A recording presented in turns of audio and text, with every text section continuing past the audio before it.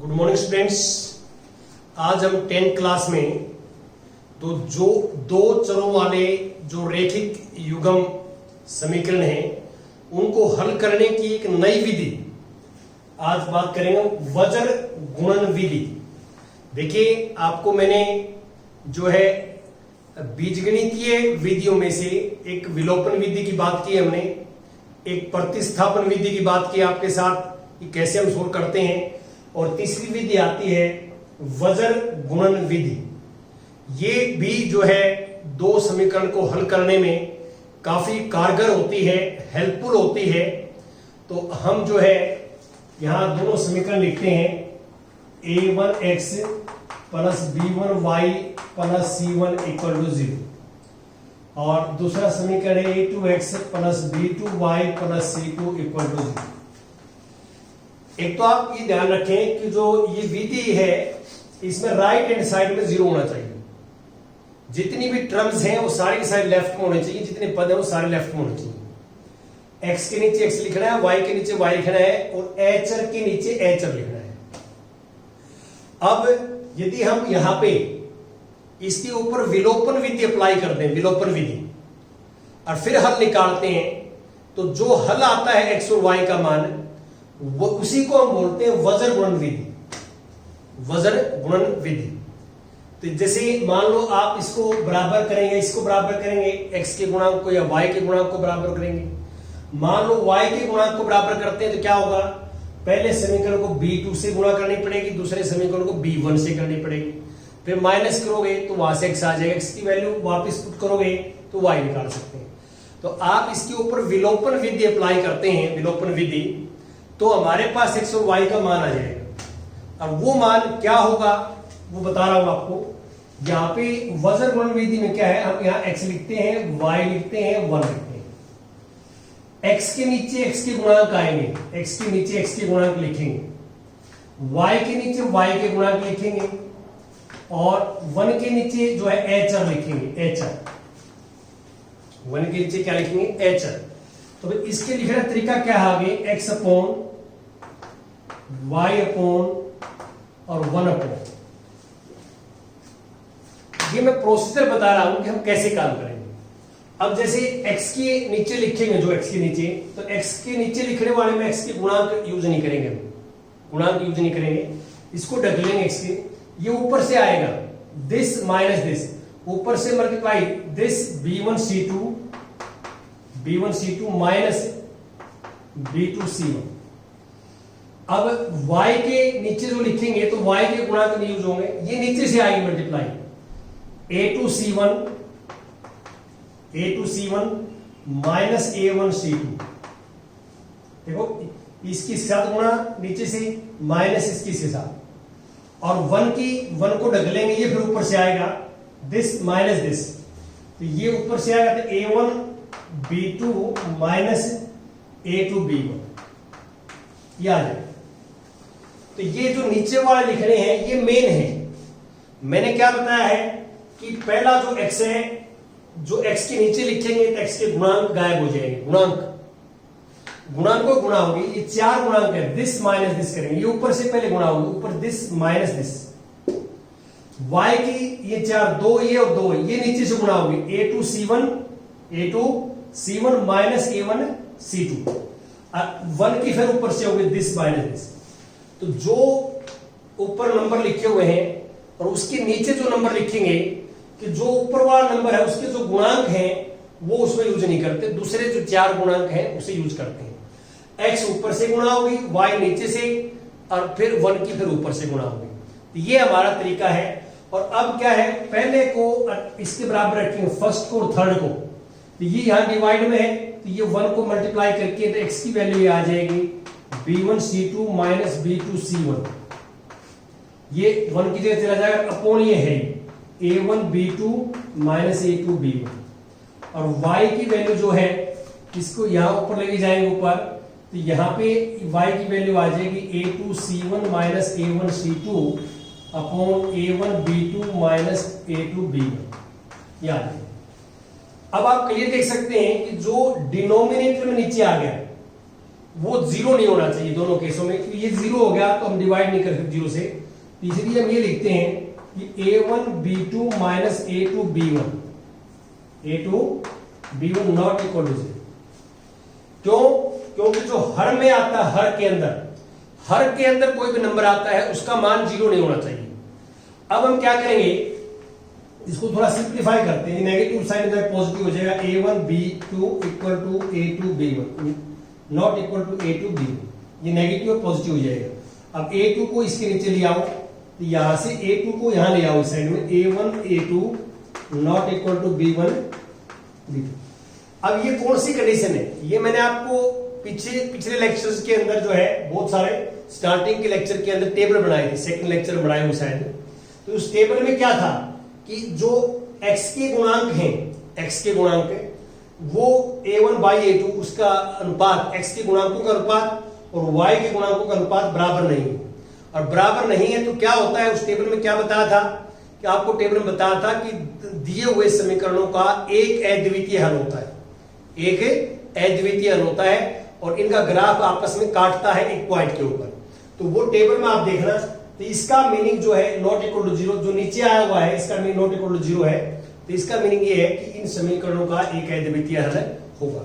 और यदि ये जीरो हो जाए तो उस केस में हम जो है कुछ नहीं कह सकते। तो फिर आपके पास जो और विधियां हैं वो आप अप्लाई करेंगे। अब मैं कुछ एग्जाम्पल्स आपके साथ डिस्कस करना चाहूंगा। एग्जाम्पल जैसे एग्जाम्पल जो है हमारे पास है 14 एग्जाम्पल देखो आप। 14 एग्जाम्पल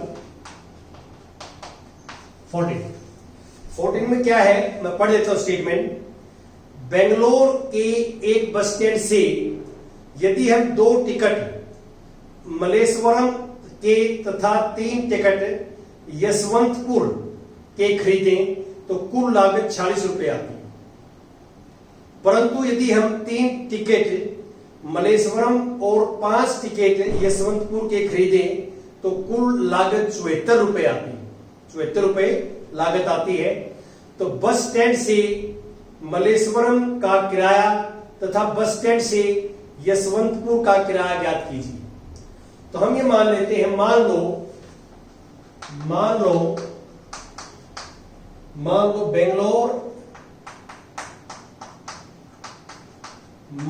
बेंगलोर के बस स्टैंड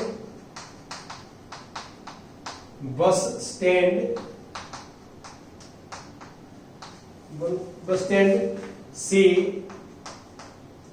और मलेश्वरम,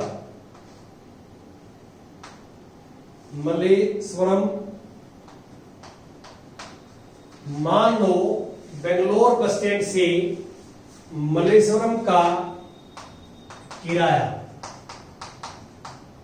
x रुपए, एक टिकट का किराया है, ध्यान रखना, एक टिकट का किराया। और बेंगलोर के बस स्टैंड से दूसरा है यशवंतपुर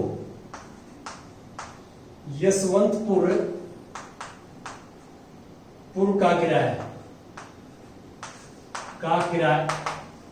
एक टिकट का किराया लिख भी दे वैसे क्या, एक टिकट का किराया रुपए y,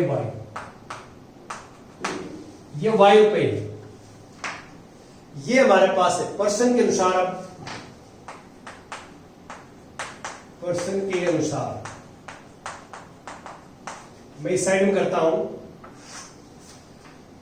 देखिए 2 टिकट जो है मलेश्वरम के लिए, 3 टिकट जो है यशवंतपुर के।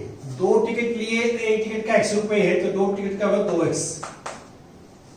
और 3 टिकट जो है यशवंतपुर के लिए, एक टिकट का y किराया है तो 3y, कुल रुपए जो लागत आई वो 46। और दूसरा है सेकंड कोमा कि 3 टिकट मलेश्वरम 3x, टोटल यह आएगा किराया। तो 5 टिकट यशवंतपुर 5y, और इसमें आ जाएगा 74। अब आप मान लो इन दोनों समीकरणों को वज्र गुणन विधि से हल करते हैं। मान लो वज्र गुणन विधि से हल करते हैं तो क्या करोगे, राइट हैंड साइड में पहले 0 बनाओ, इसको लेफ्ट में ले आओ, 2x plus 3y minus 46 equal to 0, और इसके नीचे लिखिए 3x plus 5y minus 74 equal to. तो सबसे पहला काम हमारा ये है कि सबसे पहले जब हमारे पास दो समीकरण आ जाएं जो है, तो वो x के नीचे x, y के नीचे HL के नीचे चल रही है, फिर आप ये डिसाइड करें कि इसके ऊपर विधि कौन सी लगानी है। यदि विधि आपको लिखी हुई है कि आपने इस विधि से हल करना है, तो उसी विधि से हल करना है जो लिखी हुई है, और क्वेश्चन में लिखा हुआ नहीं है तो आप इसमें विलोपन विधि लगा सकते हैं, प्रतिस्थापन विधि लगा सकते हैं, वज्रगुणन विधि लगा सकते हैं, जो आपको इजी लगता है तीनों विधि में।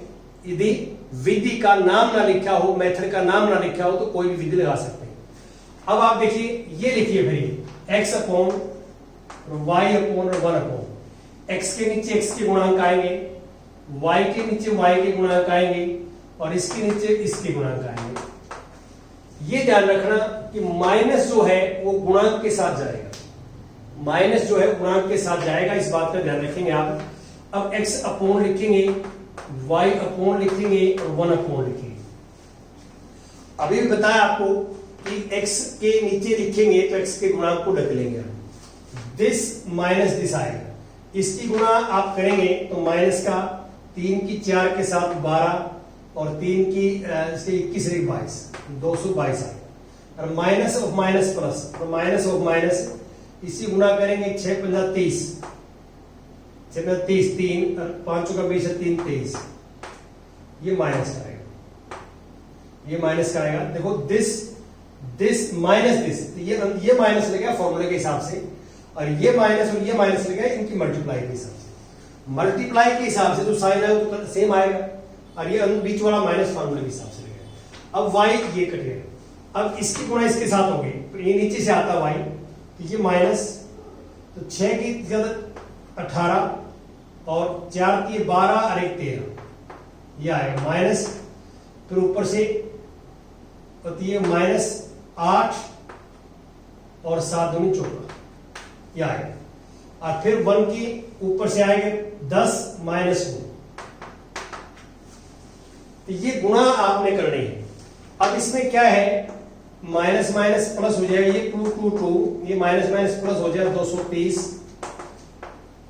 ये माइनस की 138, ये माइनस माइनस प्लस हो जाएगा 148, और ये हो गया हमारे पास जो है इसमें होगा।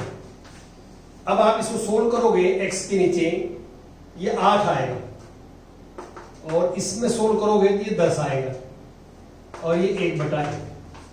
अब आप पहले को और आखिरी को बराबर रखिए, इसको और इसको बराबर रखें, और आर पार गुणा करेंगे तो x का मान आ जाएगा 8 रुपए, और y का मान आ जाएगा 10 रुपए, रुपए में ही आपको रुपए में। तो आप क्लियर देख सकते हैं कि बेंगलोर बस स्टैंड से मलेश्वरम का किराया जो है 8 रुपए है एक टिकट का, और बेंगलोर बस स्टैंड से यशवंतपुर का जो किराया है, फेयर है जो, वो 10 रुपए है एक टिकट का।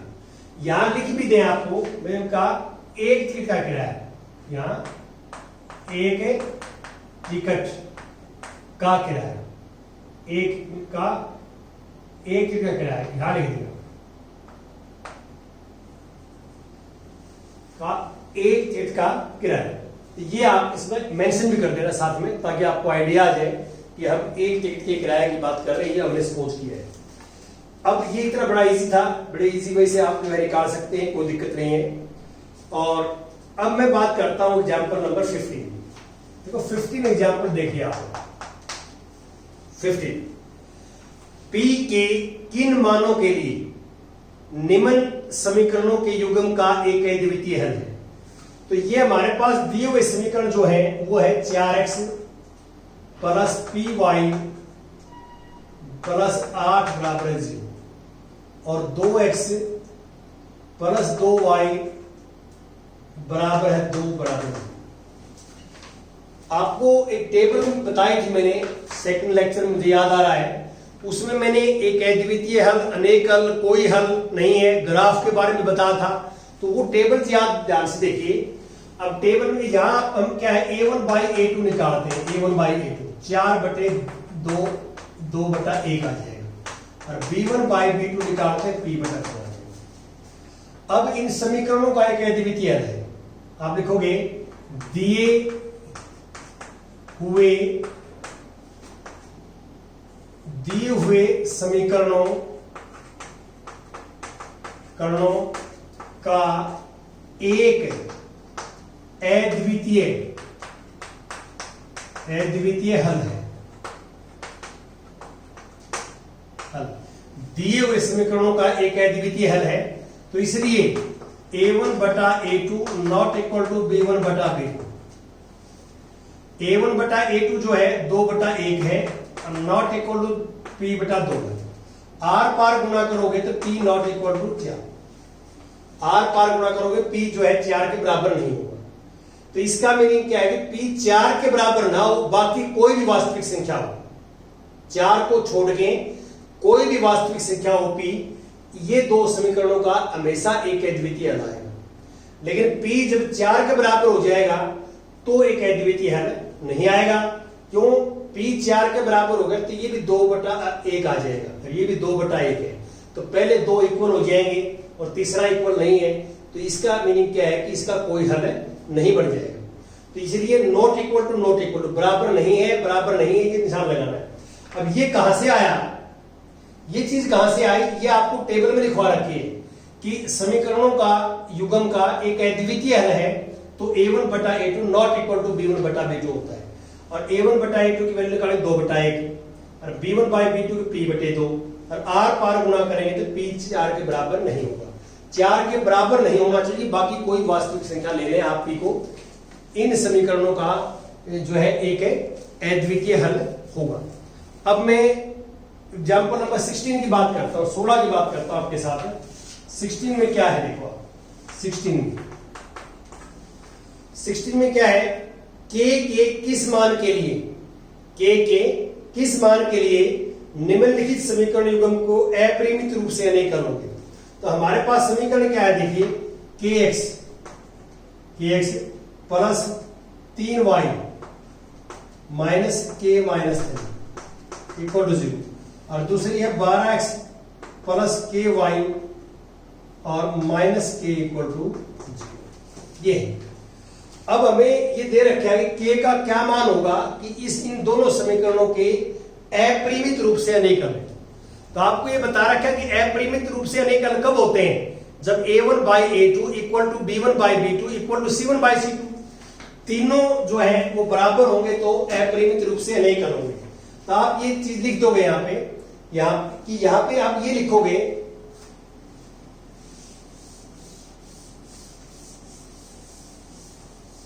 हाँ जी,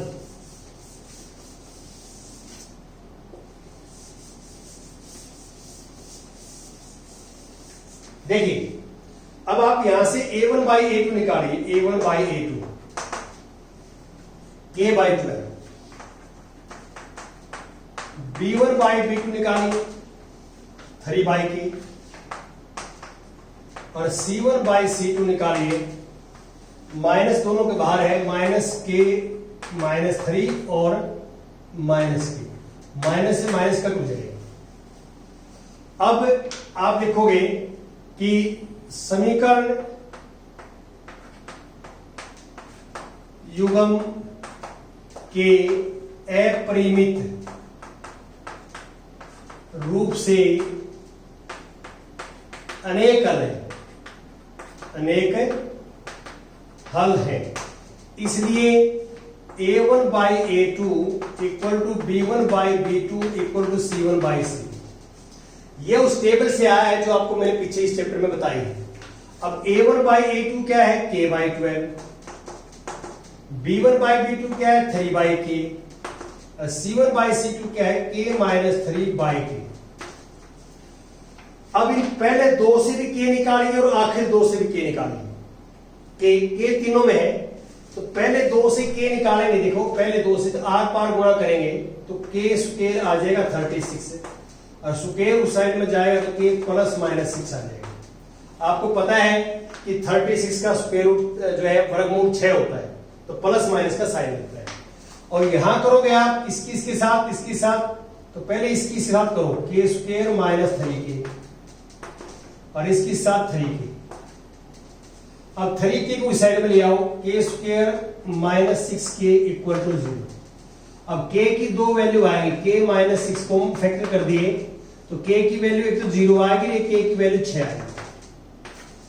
अब हमने कौन सी वैल्यू लेनी है? देखो यहां तो k की दो वैल्यू आ गई, पहले केस में k की दो वैल्यू आ गई माइनस 6 और यहां k की दो वैल्यू आ गई 0 और 6।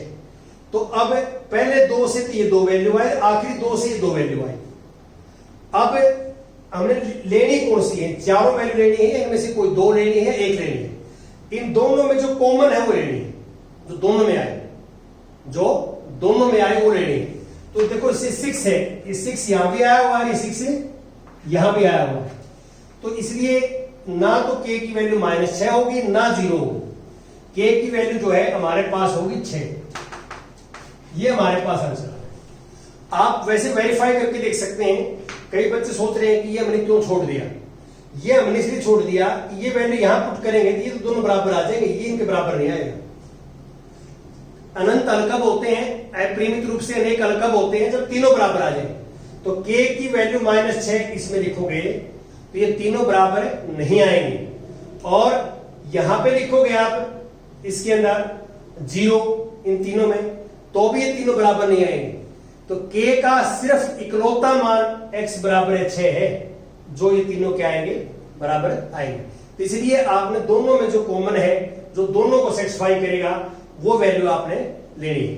यदि मान लो दो जगह से k निकलता है, दो जगह से, और दोनों में k की वैल्यू कॉमन नहीं आती, तो हम कहेंगे कि इन समीकरणों के अपरिमित रूप से अनेक हल नहीं है। इन समीकरणों के अपरिमित रूप से अनेक हल नहीं है, यदि कॉमन वैल्यू ना आए तो। कॉमन आए तो कॉमन वैल्यू लेनी है, ठीक है। तो ये मैंने वेरीफाई करके बता दिया कि ये हमने क्यों छोड़ी है वैल्यू, 0 और माइनस 6 क्यों छोड़ दी और 6 क्यों ले लिया। तो वो आपने क्या है, रिवर्स आप इस कंडीशन को वेरीफाई करके देख सकते हैं। ये आप करेंगे complete. Thank you very much.